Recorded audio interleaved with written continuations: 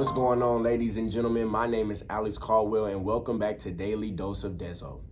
Today, we're going to be hitting on a more serious topic, and it's in regards to the film that we watched known as Ferguson.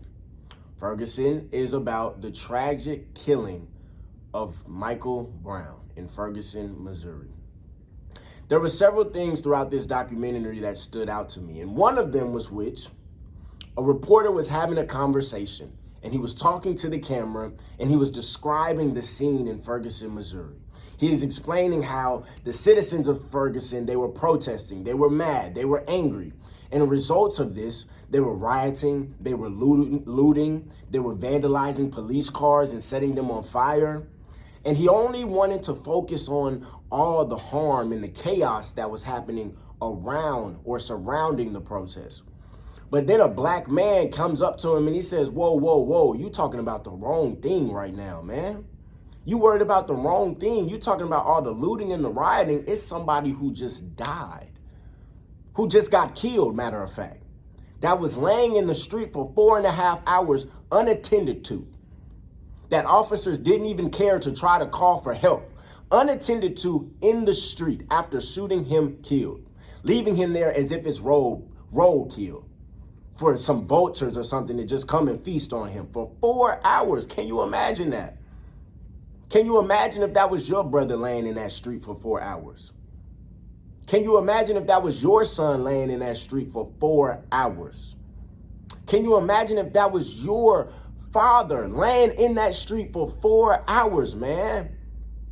And that's not even to mention it's your brother or your son or your father that was gunned down and killed while he didn't have any weapons on him, running from the police. It's not like he was approaching him. He was trying to get away. Killed him, cold blood. That was horrible to me. I wasn't aware of that. I wasn't aware that it was 4 hours. A second thing that happened during the documentary that I took away from was a young boy. He was sitting in his house and he was explaining the climate that he was going through at school. And he said one of his teachers believed, now mind this is a teacher. This is somebody who's assigned to teach and guide his academic career. She's a leader. She's a leader in the schoolhouse. She says, well, I believe that the police officers were justified in killing Mike Brown. What? What are we even talking about right here? Somebody who's important, somebody who has great influence on the academic institution has this view. And it brought back to me going back to my childhood because I know how that feels to a certain extent. I went to an all-white middle school and high school and lower school. Matter of fact, I've been around white people my entire life. And I still remember to this day a conversation I had with somebody. It was in the 6th grade and we were talking about Trayvon Martin's situation. And obviously I agreed that Trayvon Martin was unjustly killed. Skittles and an Arizona iced tea. That's all he had.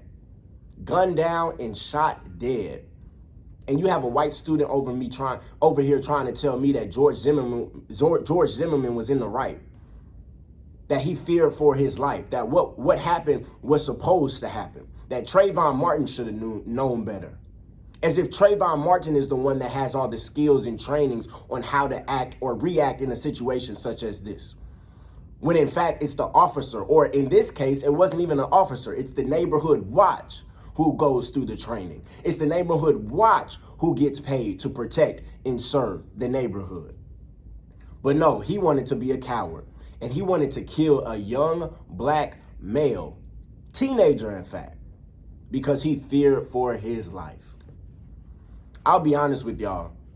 This whole entire documentary brought up an array of different emotions in me. Furious, angry, frustrated, but ultimately just sad. Because it hurts to feel unwanted by a group of people that are supposed to protect and serve you. As a legal citizen here in the United States.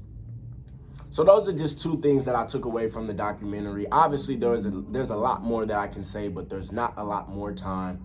But I thank you all for tuning in with me today, and I will be back soon on Daily Dose of Dezo. Thank you.